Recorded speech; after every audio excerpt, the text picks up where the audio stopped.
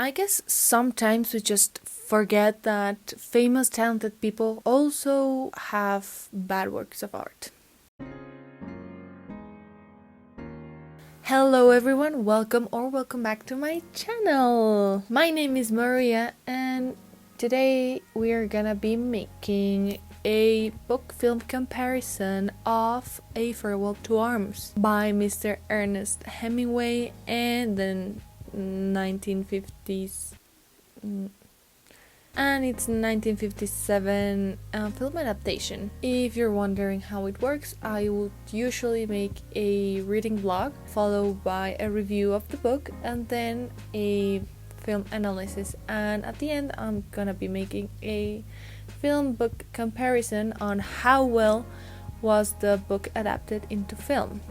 Today I am not gonna be making a reading vlog because honestly I forgot and I did not think it was necessary really for this book. If you want to see just a book review or just a film analysis or anything for that, I'm gonna leave the timestamps in the description below. And with that being said, let's get on with the video. First of all, the hardest thing for me about this book was literally reading it. And I don't mean because it was hard or anything like that. Physically, the book was hard to hold. Well, literally the only thing I could do was to not lose the pages. This book has lived a long and loved life, and if it felt like falling apart, who am I to judge? And maybe you're wondering, why is that? Why was your book falling apart? Well, because the book is really old. The book was lent to me by my grandfather, and it was the book he bought when he went to the United States to learn English back in the 50s, I guess. It's funny to see how the physical state of a book can affect your reading experience. And I think that this difficulty may have also impacted the way that I experienced the story, because my attention was divided between reading the story and holding the book. But even with all of my physical struggles with the book, I think that if the story had captivated me, it wouldn't have mattered that much. In the story, follow the romance between an American ambulance driver and a British nurse in Italy during World War I. This story was really appealing to me because I've always felt drawn to like this type of story, like war-related tales. And to sum up this statement, it is because in stories that take place during war, we see at the same time the worst of humanity and the best of humanity. This side that is ruthless, and we see the other that is wanting to help and to love. And obviously I love love stories, so what better thing than having a dramatic love story during war? I don't know, but to me that sounds fantastic. To be clear, in real life I do not like, support or encourage war. Just putting it out there. And this book had both of those things, and it still did not capture me. So I was pretty sad when I did not like it. Also, this has nothing to do with the story, it's just about this specific edition of the book, but I really don't like this cover. And just for one reason, like I like the blue, I like the orange, but the clothing, the woman, that's a World War II, that's the 40s style. Like this book was clearly made in the 50s because I don't know if it's like sexier or more appealing or what. Even the movie posters have the right clothing, like why couldn't they? And like 90% of the other covers that I've seen of this book have it right, like why? It's just, I know it's something so stupid and little, but it bothers me, it just bothers me. Okay, I already started with something that I did not like about the book, but it wasn't particularly about the story or the book or everything. So I'm gonna start with what I did like. Up until this point, I had never read a Hemingway book, and I really did enjoy his writing style. It it was very descriptive, and it allowed me to visualize and imagine everything that was happening very vividly, and I really do enjoy that. Also, this is something very weird that happened to me while reading, and it's the first time that has ever happened to me. I don't know about you, but when I read, it's like a movie to me. I'm in the world. I'm with the characters. I can see their flesh. I can see their tears, and I can hear their voices. That's what happens to me when I read, and it's usually like a real life kind of thing. But with this one, for some reason, I just imagined it as a 1950s film. And no, I have not seen the film at that time, but you know the sound, you know how the microphones were different, you know, like Casablanca. Imagine Casablanca, but in color. That's how I saw this book when I was reading it, and it's really, really weird.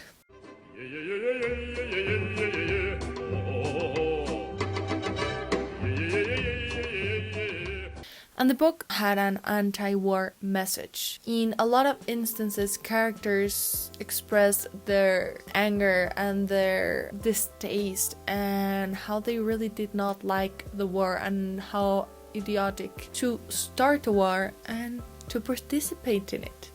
That is just stupid to do so. But in hand with that anti-war message, it also seems like it's trying to tell us about how life works and how we cannot mold it however we want to. Life has its course and we just follow it along, because in places like war, people feel like they have the power to control outcomes and to control the events in life, when in reality none of us do.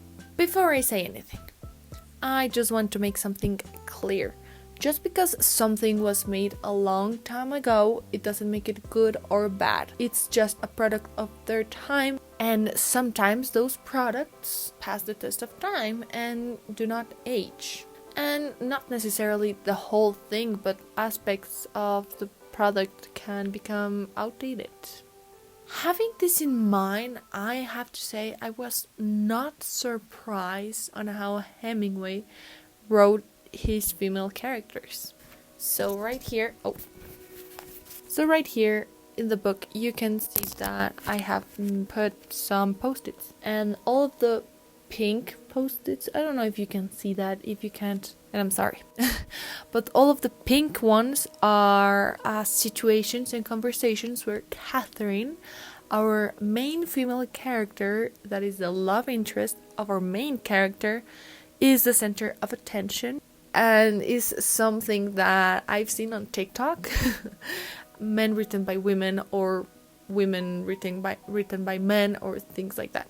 And sometimes I do not know how to explain this feeling to friends and people I know. It's just a real thing that I do not know how to express. And here is the perfect example of that. So yeah, that's basically how Catherine is in the book. She's not a person, not really. She's just a woman. Bombastic side eye. She's not an individual, and she just exists for him, and that's it. Her whole existence revolves around her love interest, which is called Tenant Harry. I forgot to say his name's Tenant Henry. And she just exists for him. And I don't mean this in like a romantic way, like, oh, I breathe just for him and I exist for him. Like, yeah, that's very romantic if it's done well. But here is just concerning. Like, she just says the most outrageous things. And not only makes her seem like she has zero personality, which she absolutely doesn't have one, but makes her seem needy. It's just crazy. And while the trope of I only exist for you can be very appealing and very nice and very sweet, here is just Catherine is a piece of clay that Tenant Henry molds. And that's it. That's it. Women only exist for the benefit of men. It's just astonishing to see that for a long time this was the representation of women in media, really. Not only that, but like the other women in the story. Like, okay, Catherine is in love with Henry, so I guess that explains a lot of her behaviors, but every single woman in the story is labeled as crazy or as mean or exaggerated or anything because they express their emotions. There was this character that was another nurse, and she was friends with Catherine, and at some point in the book, Catherine, Henry, and this other nurse I forgot the name of are just hanging out, and she just stands up and really gets mad at Henry for getting Catherine pregnant during war and without being married. And she's very upset about this because it puts all of them in danger. And then Henry just stands there all tough, all like and then she just stops herself and says like, oh, but don't mind me, I'm just full of emotion. And it's like, you're right, what do you mean? You don't apologize for that. Like, ooh, it's infuriating, really. Of course, Ferguson looks crazy. Look at how quickly her emotions change, and then she just like, oh, but don't mind me. So yeah, if you wanna pause and read the whole thing, go ahead. Now let's talk about Tenant Henry, because not only did I not like Catherine, but I also hated Tenant Henry. Oh, turns out it's not Tenant Henry, it's Lieutenant. I don't know anything about ranks or military strategy and ranks, so I don't know if there's a difference, so I'm sorry. I disliked very much Lieutenant Henry. And I do not believe that in every single story, in every single book or film, you have to feel attached and like or agree with the main character, because some stories do not rely on that. And having, I don't know, morally great characters sometimes can be more interesting than having perfect people. And sometimes it's even better to see the villain in the story. It's much more engaging and interesting than seeing the good guys. Literally the only thing that truly matters is that the characters are interesting. They don't need to have these outrageous, crazy personalities in order for us to like them or be interested in their story. But here, I have more flavor in a glass of water than I do in this man's personality. To sum him up, he's basically just a fake nice guy. Or a man-child. And I think one of the worst things that this story has is that Catherine and Henry have absolutely zero chemistry, and this is a romance. Chemistry is like the most important thing. He just gives like fake nice guy vibes throughout the book, but especially at the beginning where he meets Catherine. He just goes to the hospital, ends up meeting her. She just opens up to him just because, really, we don't see why, and she just tells him how she's mourning the loss of her ex-fiancé that lost his life in the battlefield. And you know what he does? This is my chance. He says she's crazy and continues just to woo her, basically after their first encounter, and then he forced her to kiss him, and yes, forced her, and after that he just proceeded to continue to seduce her, and she basically spent the night in a garden with him. And yes, it was her first time because she was waiting for her fiancé. She just went in with this random dude that, yes, he might be handsome. I actually do not remember if they describe him as handsome. And so after all that, he just accidentally falls in love with the crazy woman. And at the end of the book, when Catherine is in labor and has to go through a cesarean procedure, the doctor asks him if he wanted a son, and he just goes, no. The first time I read it, I assumed, I was like, what do you mean no? But now I feel like maybe it was a thing that he wanted a girl, because they always refer to the baby as little Catherine. So I don't know if he was disappointed it was a boy. But then we see that he did not want one because he put his mother in danger and almost killed her. Why would you blame the baby for potentially killing your lover? To make a baby, you need two. And really, it's nobody's fault. it's nobody's fault. And I know that at that time, sex education was not as accessible as it is today. But the minimum thing would be to, if you're going to have sex, then be conscious that one of the end results is a baby. You do it at your own discretion. So what do you mean by this? What were you expecting when she got pregnant? A piñata, like a couple of chocolates? The situation you're in is a hard one and a sad one. But you cannot blame the child for it. And the other reason I did not like the story was because even though he was at war, everything just seemed so easy. He manages to escape the Italian army after being declared a German spy because he wasn't Italian. He just rose to Switzerland, isn't found as a deserter. Too many things happen that are just so convenient for him, and it makes the story it was just so easy. I thought it was a war, and for it having an anti-war message, we saw almost nothing of it. It just falls flat, and the horrors that it brings and how difficult it was to having a partner and being in love. It was just very underwhelming, and I was hoping for a little more action, a little bit more of a believable romance. Not just saying I love you over and over and over again. Like little actions and things that demonstrate how they truly really feel about each other. Where I can feel the pain of being separated and the joy of being reunited. That's what I'm looking for. And even though I did not really like the story, I did like the ending. I felt like, of course, she didn't deserve a ending like that, but I would have been even more disappointed with the book if it had a happy ending.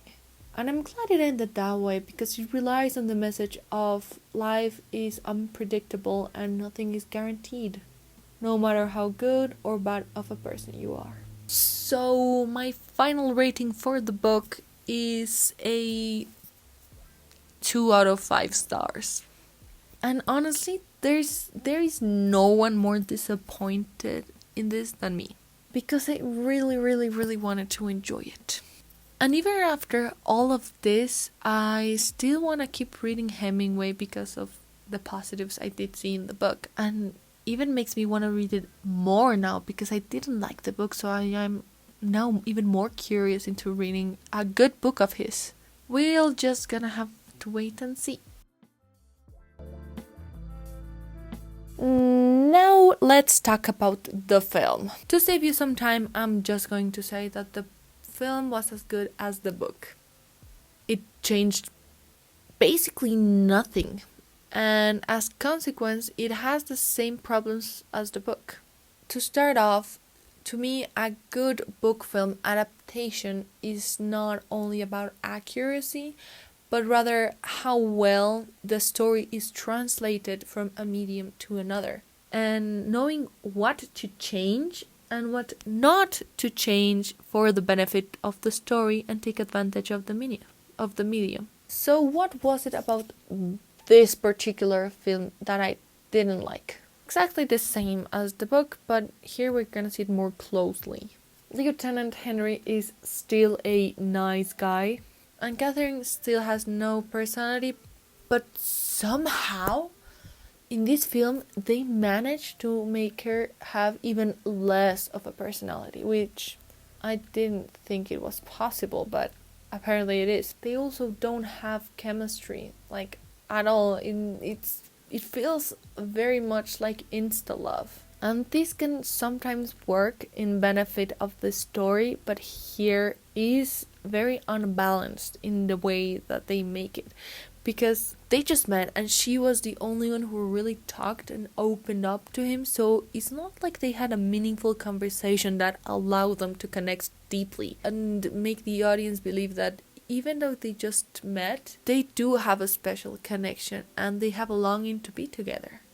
Regarding the rest of the characters, they were just as unimportant as in the book. The casting, it was mostly fine. They were almost like I imagined them, except for Catherine and Lieutenant, I don't know, Rinaldi, his roommate. Catherine is blonde in the book. Here she is brunette. And Rinaldi, I for some reason imagined Rinaldi as this handsome Italian general and not this guy.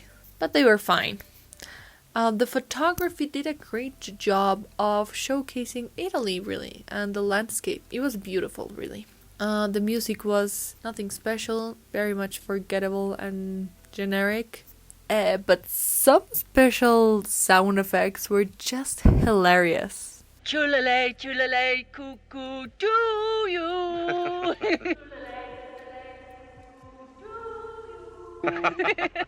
Something that stands out is the art production of the film. They have thousands of extras for some of the scenes. The uniforms they wear seem pretty accurate to World War I Italian uniforms. The same goes with cars and weapons and all of that. Although especially with the casual men's outfits, it wasn't really accurate and it was more of a 1950s thus 1918.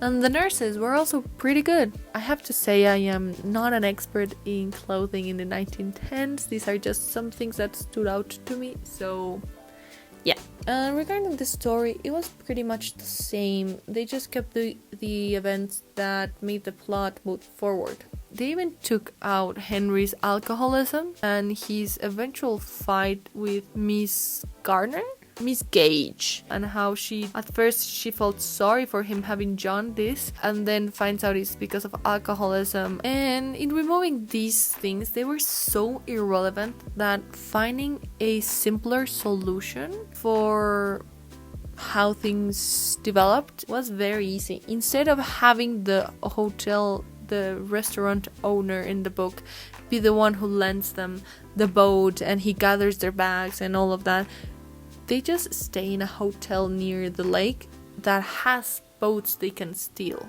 So in the very least, they found ways to justify actions in ways that were not out of nowhere. Another example could be Henry stealing the clothes of a dead civilian in the riverbank in order to disguise himself, rather than staying for days with an old friend of his. Also, another thing I remembered is that for some reason they just cut a lot of women's dialogues and just make them look even dumber than in the book. Like, at the very least, in the book, women were conscious of their actions that they were taking. Like, Catherine said, like, "Oh, I know you don't love me because this is just a game to you, but I still love you." So at least she was conscious of the choices she was making. And when in the book, Henry just says like, "Oh, I don't want this baby because he's going to kill his mother," the nurse just goes like, you cannot blame him for that. But in the film they do not. They just cut off all of the clever responses women gave. So I don't know why they did that, really. I didn't like that. And finally, at the end was fine, but I would have preferred, this is just a personal preference, if at the end we didn't have these overlapping images of his memories, when it would have been more profound to just see him walking in silence, contemplating the events he just lived and letting them sink in. I think that would have been better than to just explain to the audience what he was feeling. Like, we already know, we already understand the situation. We don't need more explanations. So that was everything about the film. The film is 2 hours and 23 minutes, but it actually felt like forever. And now for the final part, the comparison between the two. What was left the same? Basically everything. Nothing relevant to the story really changed. What were the main differences between the book and the film?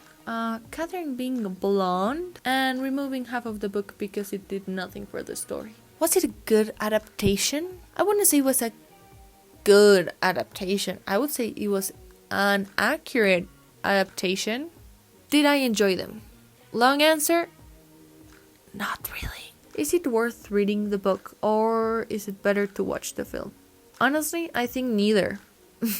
If you want to read Hemingway, I'll suggest you try some of his more acclaimed books. And there are a lot of good war movies, so you can watch any of them instead of this. So my final rating for the book is, as I already said, a 3 out of 5 stars. And the final rating for the film is a 3 out of 10 stars. If you don't know, I like to rate from 1 to 10 films, not 1 to 5. So, yeah. Well, that's everything. I hope you enjoyed this, whatever this was. I felt like this was more of a rant than it was a review, but okay. I hope it was helpful, that you enjoyed it. And if you did, then I would encourage you to leave a like. Leave your opinion down below. Leave suggestions of books or films that you would want to see me review and react to. Turn that notification bell and subscribe. And I'll see you in the next one. Goodbye.